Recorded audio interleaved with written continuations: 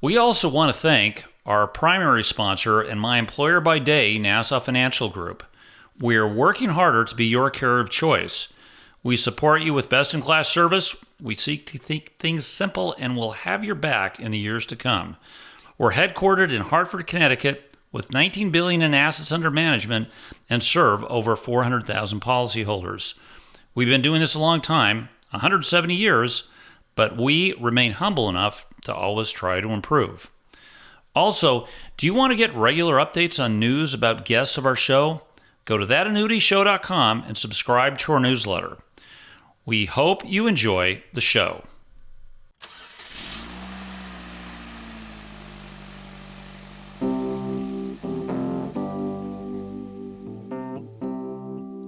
Welcome to That Annuity Show, the podcast that will make you an expert in explaining annuities to your clients. Give us 30 minutes each week and we'll shave hours from your client presentations. Now, here's your host, Paul Tyler.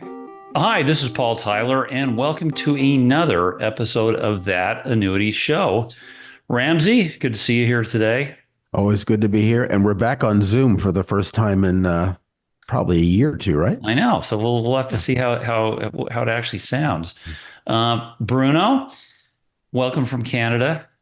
I don't know what the medal count is, but I've been watching the Olympics pretty continuously here. As a fellow author, I thought you had to introduce our special guest today. So go for it. It will be a pleasure to do so. But to your point, I'll introduce someone who doesn't need an introduction. We are pleased to have Sheryl Moore on the show today. Sheryl is an entrepreneur, an annuity expert, among other things, and now an author. So we're happy to discuss her new book today. She's also a member of the Forbes Financial Council. Arguably the most connected person in the life insurance and annuity space, which I would completely agree with. A strategist and an expert in distribution. So Sheryl, welcome. Thank you so much for having me. What a lovely intro, Bruno. Thank you. Yeah, Sheryl, I mean, first of all, your book's great. It's exceptionally digestible. Tell us, what was motivation? Who's the book written for? What really motivated me was my experience working as a fact checker with the media and trying to make sure that what is published about annuities in the public domain is accurate. And it occurred to me that we really don't have this third-party central repository for accurate information about indexed annuities. So I wrote a book for prospects and people looking for more information on how these products work. Well, I know for a long time you were fact checking, and you created a whole organization around it. So is that ultimately what led into the book? Is that organization still there? It had a very catchy name. Oh, the Society for Annuity Facts and Education. Yeah, that's the one. Yeah, it still exists. It's an unfunded nonprofit just because that's one thing I don't have time for right now. But yes, the organization still exists. Got it. Okay. Well, look, Sheryl, you have, as Bruno had said, you have a long history in this industry, and, your journey here came through a lot of very sort of meaningful personal experiences. And so, first of all, welcome back to the show. It's probably your third or fourth time on, so it's always great to have you on. But I guess just give us a bit of context on your journey for those of the members of our audience that haven't heard your story before, which is a remarkable story. And then we can get into the book. All right. That sounds great. Yeah. So I used to work for the insurance company that is today known as Athene.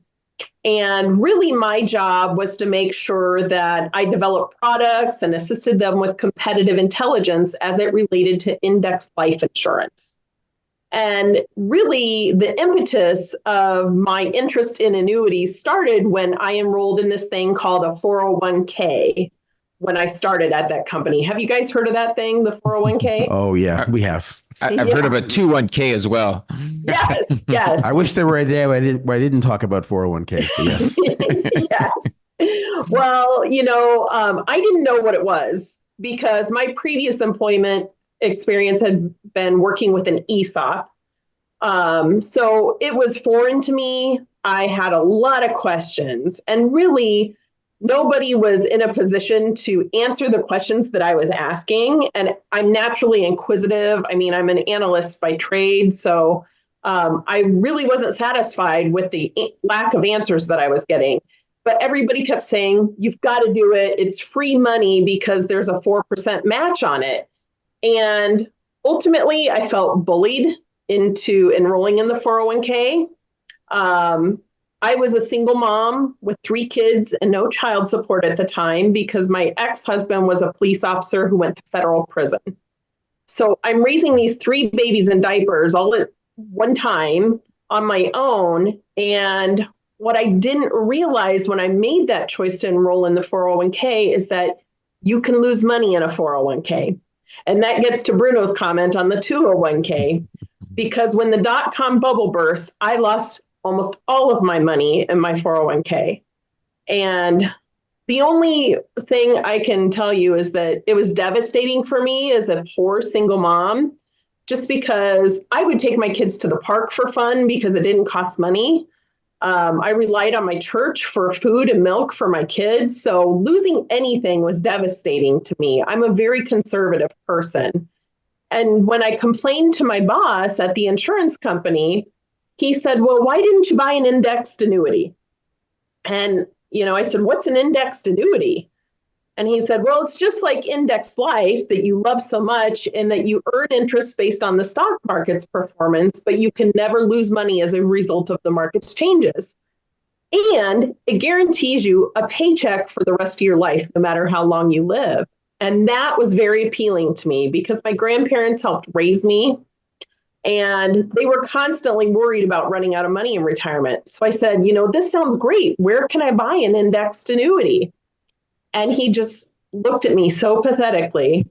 And he said, Sheryl, the company that we're employed by is the #1 seller of indexed annuities in the country.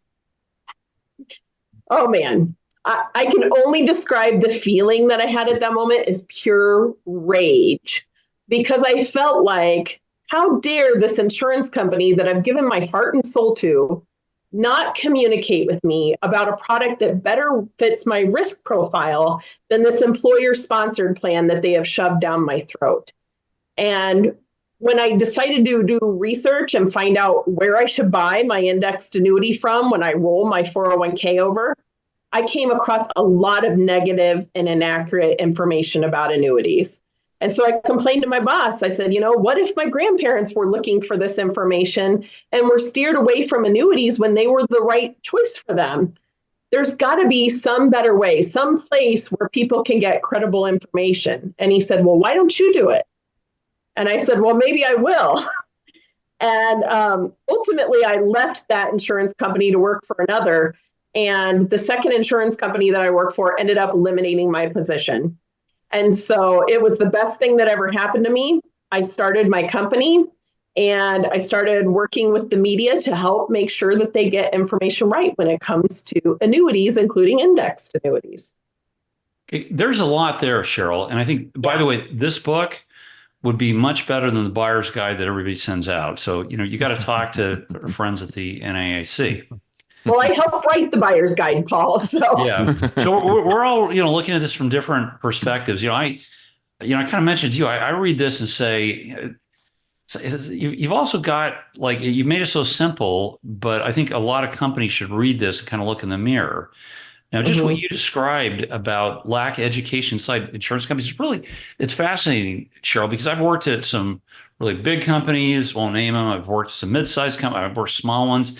It's kind of shocking how hard it is or I should say, it's shocking how little employees sometimes know about and understand insurance, what they're actually doing, the benefits their products are creating inside the carriers themselves. I mean, I guess, why is that, and why hasn't it changed?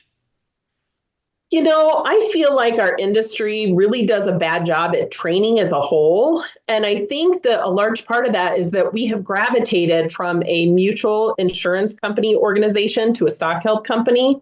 And with that change, we've gone from having career agents who usually receive very robust, adequate training to independent agents where they receive no training almost always because they're truly independent. And I think that transition has also resulted in us dropping the ball when it comes to training employees of insurance companies. And could you also comment on the link between quote, quote, insurance people and quote, quote, investment people, where sometimes the purpose of each of those products is the same, but they're sold through completely different channels, completely different arrays. And if there's one place everyone agrees on, is that any financial plan should be looked at on a comprehensive basis. So there's no such thing as like, okay, well, you should do it the insurance way, you should do it the investment way. There's no such thing as one way, but a comprehensive way. So can you talk a little bit about the relationship between the two, and how those two can or should be playing with each other? Yeah, that's a great point, Bruno. So we have life insurance salespeople who talk about life insurance and annuities if they're on the life and health side. And then we've got the investment advisor who does more what they would call holistic planning.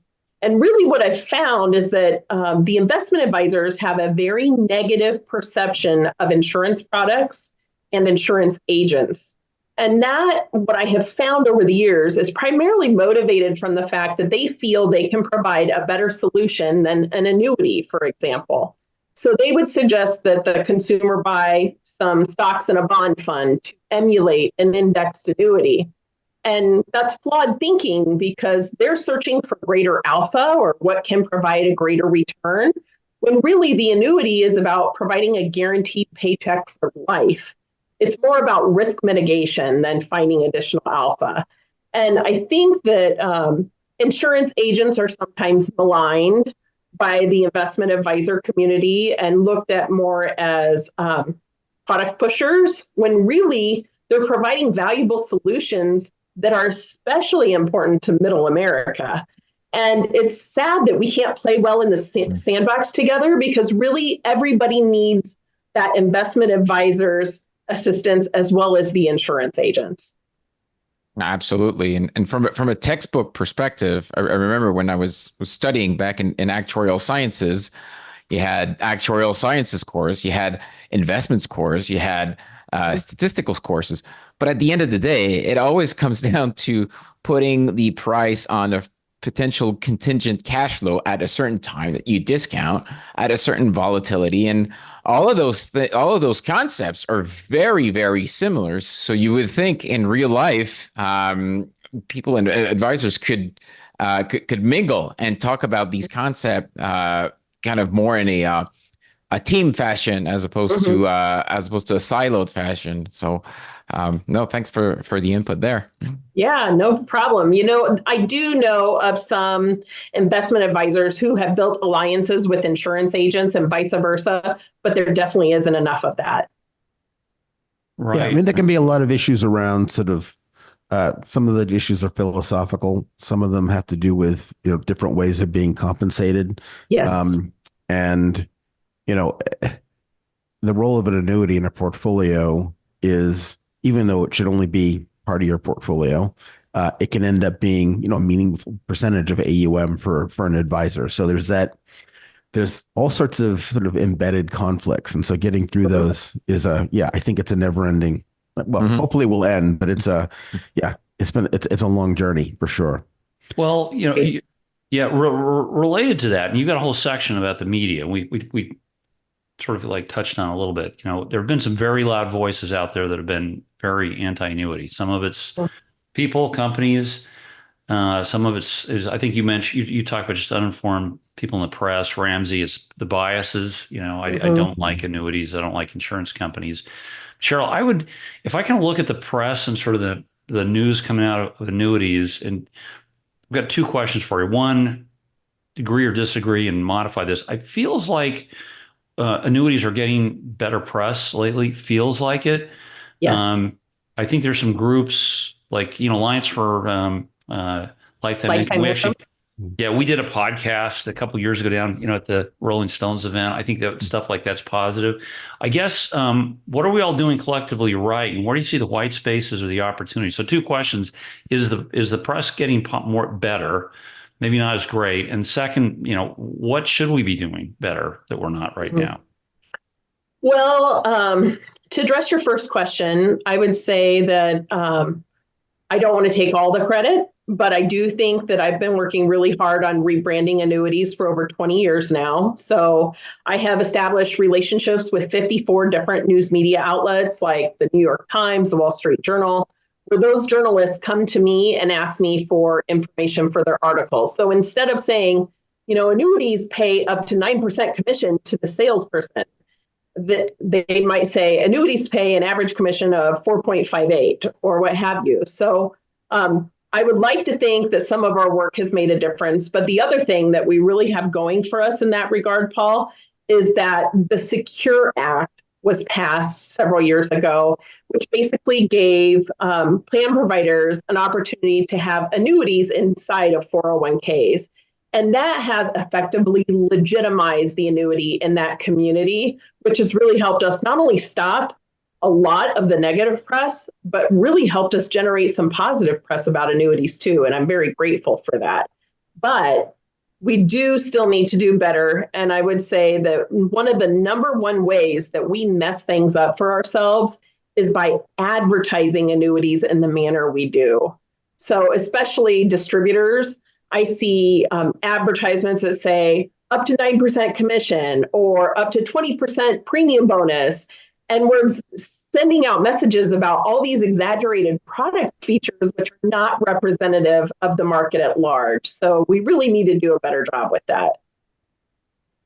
So actually, in that vein, because I think you're absolutely right. There are lots of features, and if those features are shown in isolation, the whole picture is not necessarily being shown. So, without naming names, but what are some of the good examples of types of annuities or types of discussion around annuities that you think meet your standard? Because I have seen you in LinkedIn over the years, right? You're pushing back on people that in the press that are saying things that you don't agree with, but I've seen you comment on the industry many times on things the industry can do better. But are there certain, again, no need for names, but are there certain companies, certain types of products you think are closer to the mark right now of what we need to see?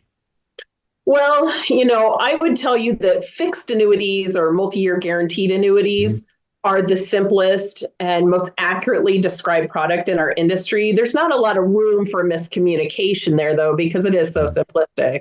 Amen to that. Yeah. The indexed annuity is a product that's near and dear to my heart because that was my first annuity purchase when I was 29 years old. But I get frustrated sometimes that our industry, particularly the insurance companies that sell those products, have unnecessarily complicated the product. And I, just as a point of reference, I would say when I started my business 20 years ago, there were 12 different indexes upon which you could earn indexed interest on an indexed annuity. Do you know how many there are today? 160 or something like that. Crazy. 168. You read the book, Paul. And a lot of people would say, well, choices are great. And my response is, well, that depends. We're talking about a product that's going to outpace fixed annuities by 1% to 2% on average over the contract. So does it really matter that I've got 158 choices? I don't think so. Well, your whole, I like your chapter, Simplicity Sells. Mm-hmm. And again, this is good for consumers, good for agents. It's probably good for insurance companies too. We always need something different. You got to have something to talk about. Give the distributor something to talk about. I've been there. I don't know if you're on our mailing list or not, Sheryl, but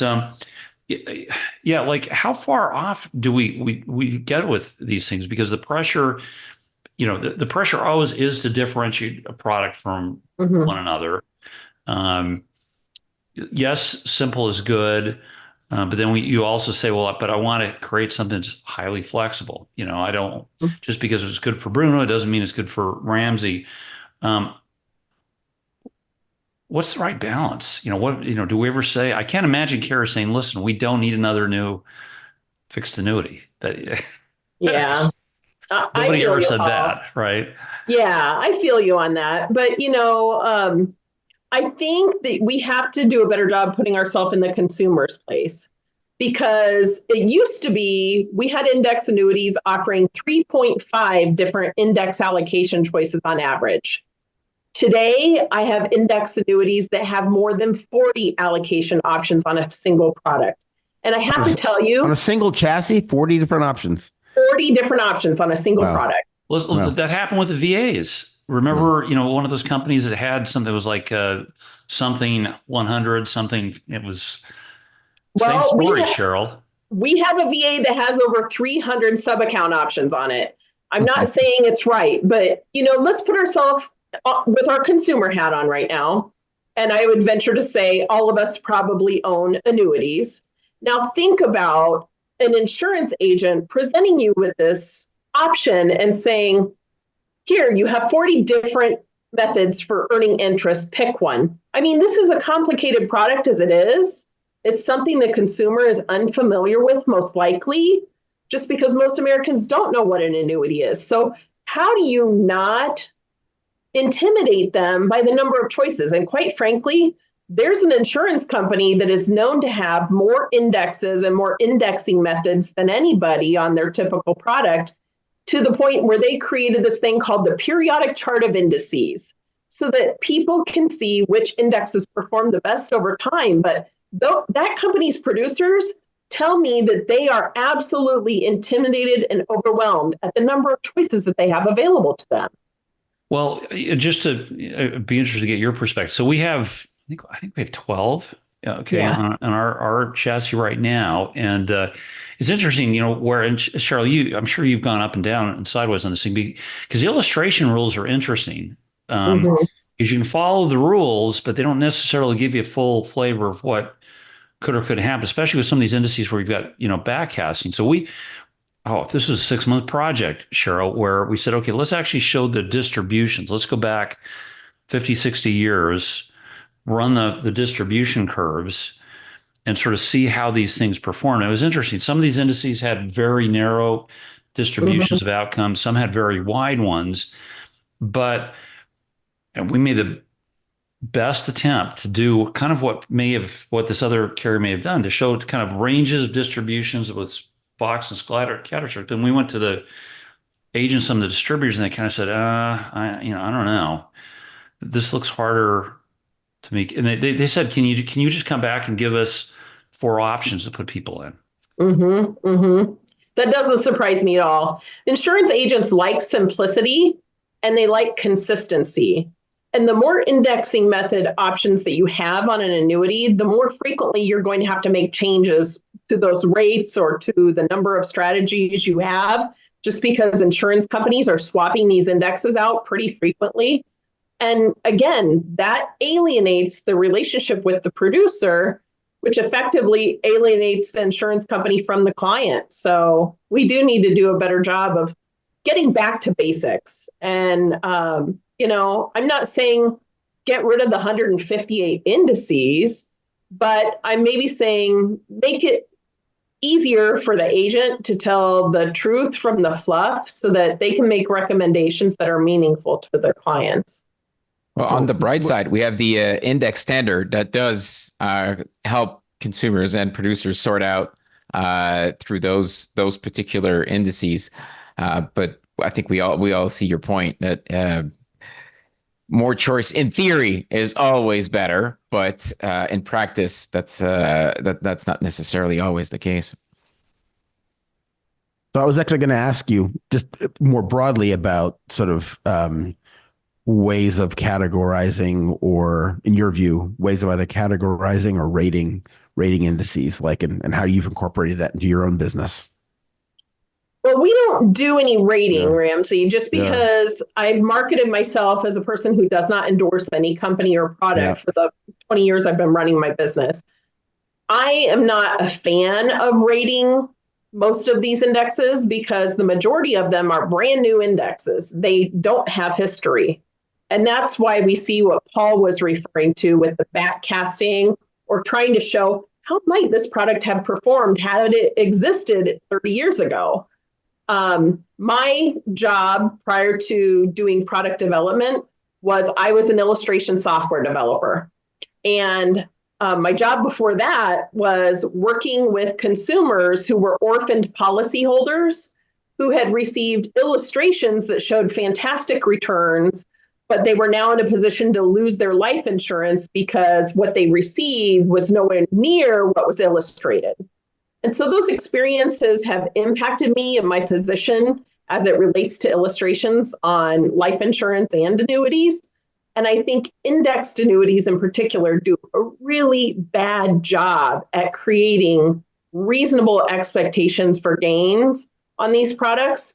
I have products that are illustrating 34% linear returns, Ramsey. That is unrealistic for consistent results on an indexed annuity. Yeah. Well, yeah, there's a lot of things going on there, right? So when you're backcasting, sometimes there are indices that didn't exist 40 years ago. So sometimes there are new inputs. Obviously, the effective interest rates from 1982 until whenever we started the current sort of rate hike cycle in the last couple of years is a very different environment than where we are now, where rates have been on the upside. So it's not a perfect science. And it requires a good deal of rigor by all parties involved. There's no question about it. No question about it. We're into complicated territories. I remember, Sheryl, when I came into the business, VAs were just kind of starting out. When I was at Met, we had this real simple, I think it was personal protection. I think it was PPC. It was flat out. It was a variable product, but you had this fixed index fund, and then you could put money in the S&P 500. It was like one choice. And a lot of people had a lot of money in these fixed accounts. It took a long time to train these reps to understand how to do these allocations. And then, fast forward to 2008, yikes. So I kind of look at our industry and say, okay, you have a chapter, zero is my hero. And that was what a strength that was for the product for 10 years. Now I'm looking at a lot of designs. We got these fixed index annuities that are sort of taking on characteristics of the RILAs and a little bit of the fixed annuities. Well, maybe we can give you more upside if you accept a little bit of downside. Oh, maybe we'll charge higher fees and let you buy higher caps. Suddenly the zero is not really the zero by the time you look at what the results are. Is that positive development for our product, or is it one that's going to get us in maybe some hot water 5-10 years from now? Well, at the risk of alienating the insurance companies that do that, Paul, I don't think it's a consumer-friendly move, to be honest with you, just because this is a foreign vehicle that the consumer is probably not familiar with. And they probably are hearing from their insurance agent, no matter what the market does, the worst you can earn is zero. But if you have a rider on there that has a fee, or you have one of those buy-up cap options where you're paying a fee for higher rates, that definitely can result in a negative return in any given year where you don't earn any interest. And I don't think we do a fantastic job of explaining that. So yeah, I do think some of those features are going to get us into trouble. Yeah, you have great illustrations in the back with some of these statements. We talk about it, and now I've been on the flip side. Now, for most people, I'm going to tell you, I'm talking about an exception, but like I've got this one woman in a state I won't tell you because I see the area code come up every single May for Sheryl for like 4 years. She's been calling me up, and my family's telling me, why didn't I put this in the market? The market's getting up, 20%. I have to remind her, okay, bought it for income. But she's kind of one of these unlucky people who, yeah, she had choices. She made an unlucky choice the first allocation. She had her situation was she'd split her money between a 1 year and a 2 year It's like, I know this way too well, Ramsey, because I've read this call. Right. And she's been unlucky, Sheryl. She's kind of puts this money in, and they've been the wrong indice at the wrong time, and then you see those charges start to ratchet down. How do you start You to want to know how cancel? I allocate my indexed annuities, How? Paul? How? So I put a little bit in the fixed bucket always. And this is an especially important tip for insurance agents that like to sell income riders with charges on them. Because by allocating a little bit to the fixed bucket, you can overcome those objections that are associated with having negative returns in years that have no growth in the index. So I put a little bit in the fixed bucket, but then I allocate equally amongst all other methods that I have available to me, just because, as you're saying, the market behaves differently in some methods, on some indexes, and that gives me the best opportunity to benefit from the gains when they happen. Well, that was my question. Is I'm an advisor. What should I be doing? To not get these calls. I think you answered the first one, and then how do you handle the ones like the one I'm dealing with, right? So there's an insurance company that exists today that used to market their indexed annuities as sleep insurance. And I think that's very important to realize that you're buying this not for the returns, but you're buying it so you can sleep soundly at night in your retirement, knowing that you're going to get a paycheck every month for the rest of your life. So maybe the person whose complaint is, hey, I got a couple of zeros in a row and I'm feeling uncomfortable because, my friend across the street earned 20% of the market right now. My response to that is, well, maybe you're not in the right product, because if you're so, obsessed with chasing returns, this is not the right product for that. Look, there's a lot. Again, there's a lot to unpack there. Some of the same things can happen in the stock market if you're under diversified. There are some stocks that took forever to recover from the .com bust. Some that never did, and even broad-based indices, the Nasdaq took a long time to recover from its prior peak. So, there's only so much you can do about timing issues beyond having multiple entry points, right? That's usually kind of your best friend, multiple entry points for your investments. And the chatter from friends and family is always a risk. Yes. Right? No matter what you invest in, like everybody, it's like elbows. Everybody has an opinion. Some of those opinions are informed. Others are not. In my view, the main thing is it's important for people to feel comfortable taking some action, whether it's in the stock market, whether it's in annuities, some action that is better than leaving their money in the mattress effectively, right? That's essentially it. And staying away from things that are overly speculative. That's where I see a lot more mistakes being made. So it's not a simple issue. And Sheryl, you bring up a lot of very important points about complexity for the consumer, complexity for the agent. I think those are real issues. Certainly, I've always been a proponent for the simplest solutions. So I'm with you on that. I agree with you completely there. So I don't want to I don't want you to divulge any secret from the book, but you did a pretty good job debunking some of the myths that annuities have. Do you want to talk about a little bit of some of those? Yeah, I'd love to, Bruno. I think the number one objection that I get about annuities is that they pay high commissions. And to that, my question is, well, what's high? What do you consider high? Because when I started working in this industry, we had annuities that paid 17% commissions. And today, the average commission on an index annuity is about 6.5%. So relatively speaking, I would say that's not high. But, there's this misconception because, as we spoke about earlier, sometimes distributors are marketing the most outrageous product features that are available in the market. So a lot of people say annuities pay high commissions. And my response to that is, well, not really, and it depends. Some products pay higher commissions than others. Certainly, if you were to buy a MIGA today, yeah, absolutely. My other one is that annuities lock up your money.